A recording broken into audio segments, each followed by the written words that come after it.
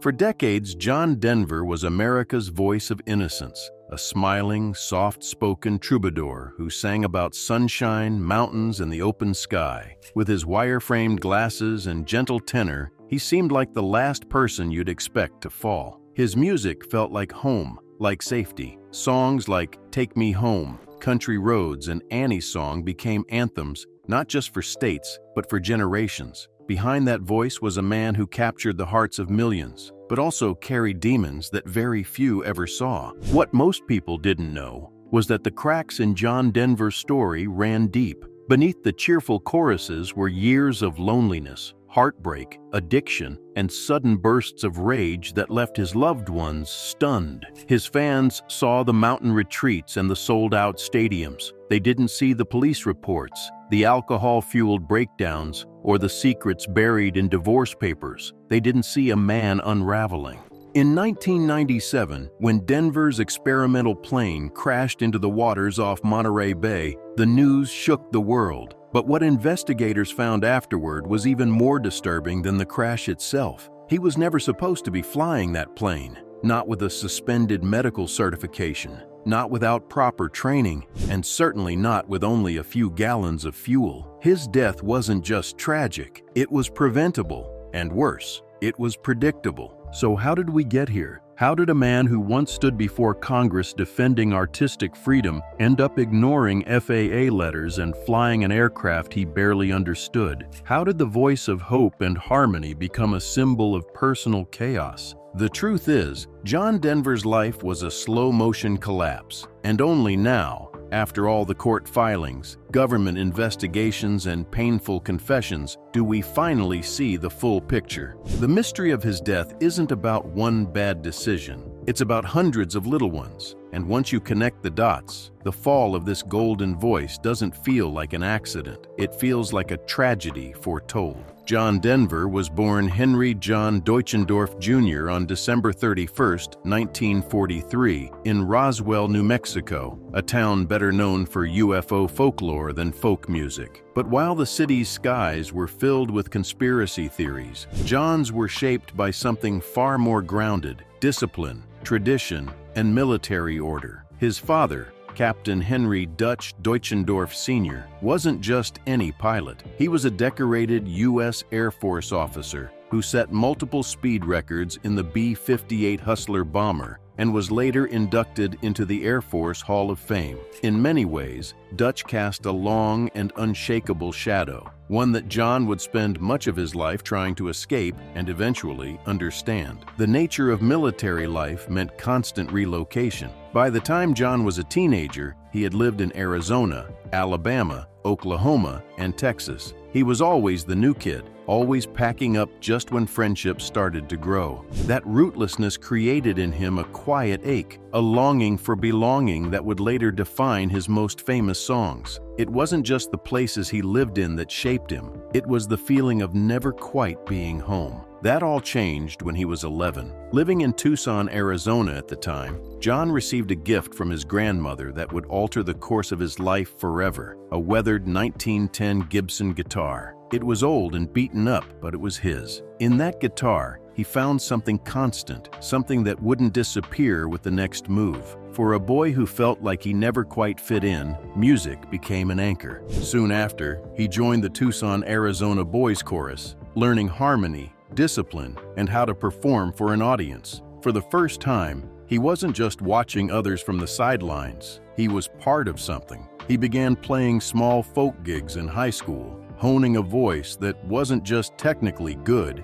but emotionally rich. He didn't belt or shout. He invited you in. His songs didn't perform for you. They confided in you. But at home, life was still tense. The Dutch had strict expectations. He wanted his son to follow a clear path of success, one paved with rules and measurable achievements. John, on the other hand, dreamed of things that didn't come with medals or uniforms. He loved flying like his father did, but his heart was in melodies, not missions. Still, flying was one of the few places they connected. When John eventually earned his own pilot's license, their shared love of the sky brought a rare closeness. For all the years of emotional distance, their bond finally clicked above the clouds. After graduating high school, John enrolled at Texas Tech University to study architecture. It was a practical decision, one that made sense to his father, but it was never going to last. By his sophomore year, he dropped out and moved to Los Angeles, chasing music full-time. There, he did something symbolic. He changed his last name to Denver, a tribute to the Colorado landscapes that had captured his imagination. It wasn't just branding, it was a rebirth. Henry John Deutschendorf Jr. was gone.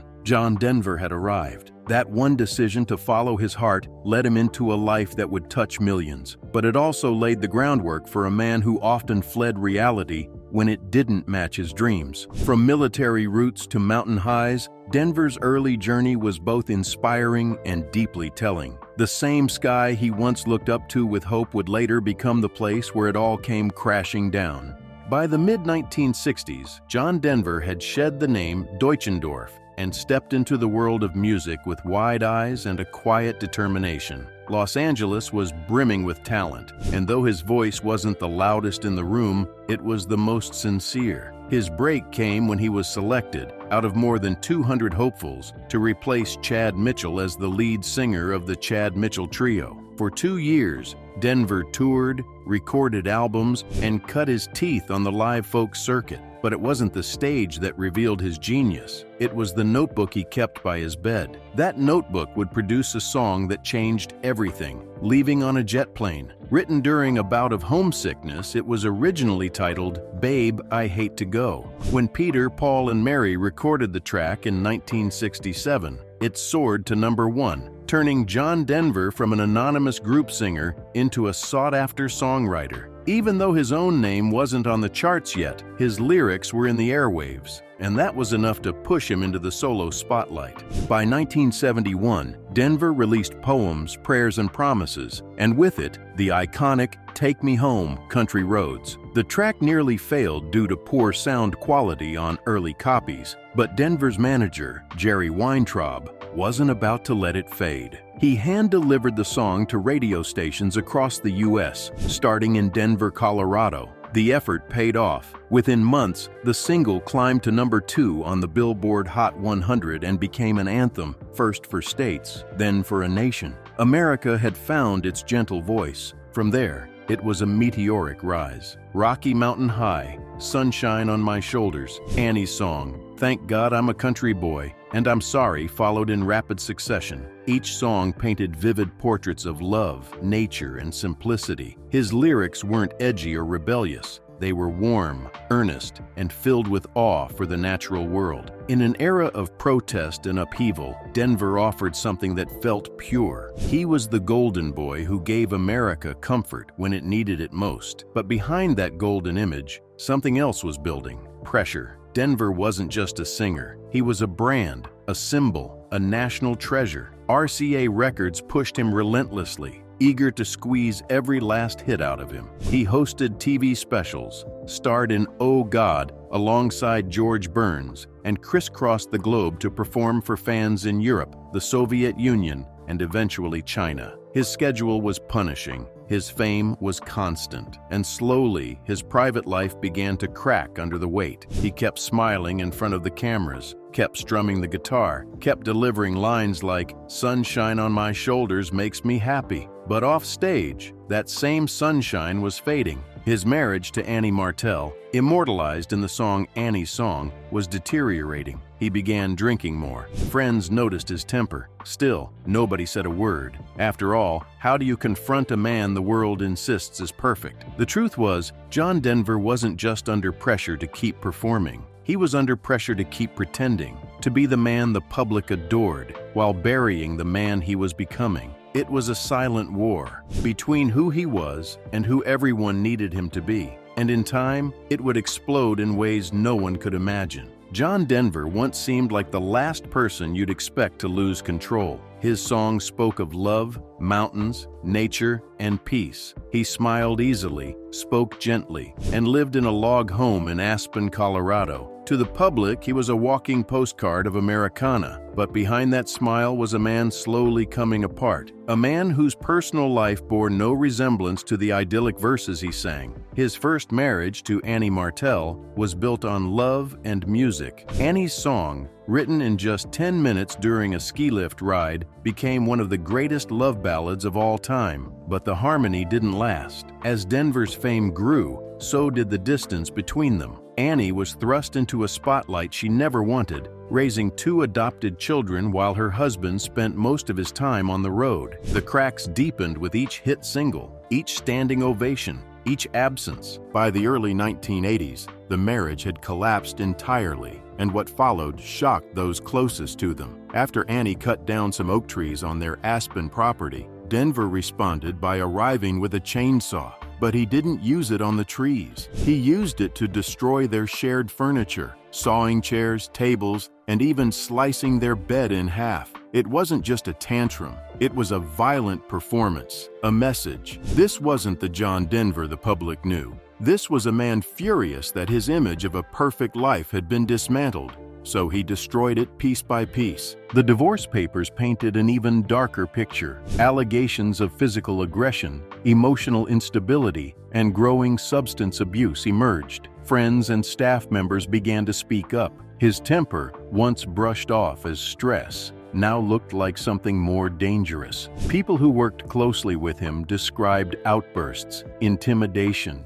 and the creeping sense that the man known for kindness was becoming increasingly unpredictable. And then came Cassandra Delaney. The Australian actress and singer met Denver in the mid-1980s while performing at a Sydney hotel. Their whirlwind romance led to a lavish wedding on a mountain in Aspen. At first, it seemed like Denver had found peace again. They had a daughter, Jessie, a child John had thought he could never biologically have. But the joy was short-lived. Cassandra later described a deeply toxic relationship. Denver, 20 years her senior, had become controlling, jealous, and emotionally abusive. The staff feared him. Assistants quit in tears. He would lash out, then apologize, then repeat the cycle. What the world saw as gentle was, according to her, an illusion carefully maintained for cameras and fans. Behind closed doors, Denver drank heavily, argued bitterly, and wanted to dominate every part of her life. She said he had no real friends,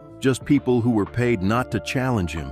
Their divorce was ugly. He sued her for millions. She fought for custody. He publicly accused her of humiliating him. It was clear now that John Denver's personal life was not an oasis of peace. It was a battlefield of control, bitterness, and collapse. Then came his 1994 autobiography, Take Me Home, which tore the final curtain down. In it, Denver admitted to using cannabis, LSD, and cocaine. He confessed to cheating on his wives. He wrote about violent arguments, emotional abuse, and that infamous chainsaw incident, with no attempt to soften the blow. It was all there, in black and white, from the man who had once seemed like a folk saint. For his fans, it was a shattering moment. The realization that the voice of innocence had been covering up years of guilt, addiction, and rage. The man who once sang of sunshine and country roads had walked through shadows far darker than anyone had imagined, and as those shadows grew, they would follow him straight into the cockpit of a plane he was never supposed to fly. By the mid-1980s, John Denver had already given the world some of the most beloved songs in American history. His albums had gone gold and platinum. He had performed at the White House, starred in movies, and even toured the Soviet Union as a musical ambassador for peace. But in the music industry, fame has a short memory and even shorter patience. As the cultural winds shifted, so did the appetite for Denver's brand of wholesome acoustic optimism. The very voice that once unified stadiums was now labeled outdated, irrelevant, even corny. The biggest blow came in 1986 when RCA Records, his longtime label and the home of his greatest successes, cut him loose. RCA had recently been bought by General Electric, and with the takeover came a new focus: profitability over loyalty. Denver had just delivered his latest album, One World, and believed it would lead to a renewed contract. Instead, he was dropped without ceremony. RCA executives decided they could make more money backing newer, edgier acts. Synths and drum machines were in. Acoustic guitars were out. For Denver, the rejection was personal. This was the label he had helped build into a commercial giant. His greatest hits album had been RCA's top-selling LP ever, beating even Elvis. To be cast aside like yesterday's news wasn't just humiliating, it was devastating. He later said RCA had taken him for granted and that the industry had grown cold and transactional, abandoning artistry for image. He wasn't wrong. But even worse than being dropped was what came next: silence. No big label wanted to take a chance on him. His folk country ballads no longer matched the times. Radio stations phased him out. MTV had no place for a singer in glasses strumming love songs about trees and back roads. Suddenly, one of the most recognized voices of the 1970s was struggling to be heard at all. In response, Denver took control, at least what little he could. He founded his own label, Windstar Records, hoping to release new music on his own terms. But the reach wasn't the same. The distribution was limited. The marketing lacked the muscle of RCA's golden years. Albums like Higher Ground and Different Directions barely made a dent in the charts. The more he tried to reclaim his place in the spotlight, the more the industry turned away. The rejection began to eat at him. Friends noticed how bitter he had become, not just about RCA, but about fame itself. The warmth he once exuded in interviews faded. He spoke more often about the failures of the industry, the phoniness of fame, the betrayal of those who had once cheered his name. He saw his music as meaningful, even spiritual. The industry saw it as dated, and as his commercial power crumbled, so too did his identity. For John Denver, music wasn't just a job, it was validation. It was how he proved to himself that he mattered. When that was stripped away, there was nothing left to insulate him from the turbulence already churning inside. His divorces, his drinking, his reputation, all of it collided with the painful reality that the world no longer wanted what he had to offer. He retreated further into flying, into solitude, into memories of past glory. But the world kept moving. The industry that once built him into a household name had closed the door. And in many ways, that silence was louder than any chart position or critical review. It wasn't that John Denver had failed, it was that he had become invisible. And when a man who once sang about wide-open skies begins to feel trapped in a world that no longer hears him, he starts looking for escape, even if it means going airborne with no license, no safety, and no one left to stop him. By the late 1990s, the skies had become one of the last places John Denver still felt in control. Music no longer welcomed him like it once did. The industry had moved on. His marriages had ended in bitterness. But flying, that had always been his escape, his connection to childhood, his bond with his father. It was also where he could disappear, where no one asked for autographs, where the expectations vanished above the clouds. But what once gave him peace would ultimately claim his life, in a crash so avoidable it bordered on surreal. Denver was no amateur pilot. He had logged over 2,700 hours in the air, with certifications for single and multi-engine aircraft, gliders, and even Learjets. Flying had become more than a hobby, it was an identity. But in the 1990s, that passion collided violently with his demons. He was arrested not once, but twice, for driving under the influence. The FAA took notice, and with that came consequences. In order to fly legally, Denver needed an active medical certificate, a document that proved he was healthy and sober enough to pilot an aircraft. After his second DUI, the FAA denied that certificate. They began sending him certified letters demanding he surrender it. Denver didn't argue, but he also didn't comply. Instead, he refused to sign for the letters. Sometimes he even mailed them back unopened. In a twisted technicality, this allowed him to delay the revocation process. As long as he hadn't officially received the notice, it wasn't processed. For months, he used that loophole to stay airborne. But in March of 1997, the loophole finally closed. He signed for one of the FAA's certified letters. From that moment, he was officially grounded. Any flight he took from then on was illegal, and yet he kept flying. On October 12, 1997, John Denver climbed into the cockpit of a Long EZ experimental aircraft, a sleek, futuristic-looking plane that he had purchased just one day earlier. He had spent about 30 minutes familiarizing himself with it, alongside a Czech pilot. That was all. He had no formal training in the aircraft, no instructor sign-off, just 30 minutes of talking, and then he was alone. The Long EZ was not like the other planes Denver had flown. Its design was unconventional. The fuel selector valve, the switch that allows a pilot to change between fuel tanks, had been moved from its original position. Instead of being reachable on the console, it was now located 45 inches behind the pilot's left shoulder. To operate it, Denver had to twist awkwardly in his seat and use pliers to grip and turn it. The gauges, also behind him. To check them, he had to use a handheld mirror and hope he could interpret the vague, non-linear readings that told him next to nothing about how much fuel remained. Despite these glaring red flags, Denver taxied to the runway at Monterey Peninsula Airport that Sunday morning. Witnesses watched him practice takeoffs and landings until something went wrong. During one pass, the plane's engine began to sputter. Then it fell silent. Denver, realizing that the left tank had run dry, twisted around to switch to the right tank. In doing so, he unintentionally pressed down on the right rudder pedal. The aircraft veered sharply and nosedived into the Pacific Ocean. The crash was instantaneous. The plane exploded on impact. Denver was killed instantly. When investigators from the National Transportation Safety Board, NTSB, released their report, the findings were damning. Denver had taken off with barely 9 gallons of fuel spread unevenly between 2 tanks. The selector valve was so stiff, it required tools to operate. The position of the fuel system made in-flight changes dangerous. Most damning of all, Denver was not legally allowed to fly. The NTSB ruled that the crash was preventable. If he had checked the fuel, if the plane hadn't been dangerously modified, if he had waited for more training, he might have survived. But he didn't. He was a man searching for peace in the only place he still felt free. And in that search, he ignored warnings, cut corners, and flew into a trap of his own making. The sky had always been his refuge. This time, it became his grave. John Denver's death wasn't a mystery in the traditional sense.